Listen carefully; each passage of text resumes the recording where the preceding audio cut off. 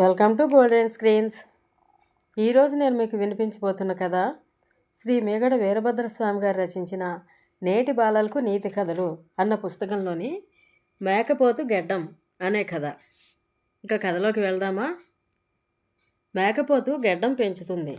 నేను పెంచితే తప్పులేదు కదా అనుకుంది ఒక కుక్క.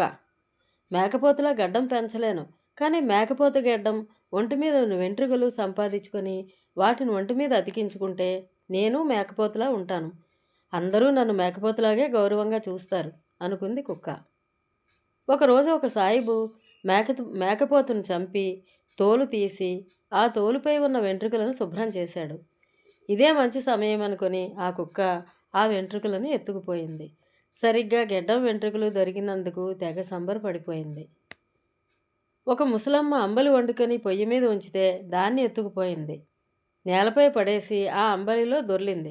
అంబలి ఒంటికి అంటుకోగానే తాను సేకరించిన మేకపోతు వెంట్రుకల మీద దొర్లింది. కుక్కకు మేకపోతు వెంట్రుకలు గెడ్డం అంటుకున్నాయి. అంబలి తడి ఆరడానికి కొంతసేపు గాలిలో నిలబడింది.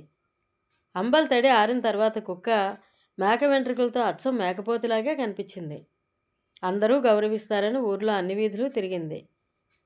కొత్త రకం మేకపోతు కొండ దిగి వచ్చింది, దీని మాంసం బాగా రుచి అని ఎవరో అరిచేసరికి ప్రజలందరూ ఆ కుక్క వెంట పడ్డారు.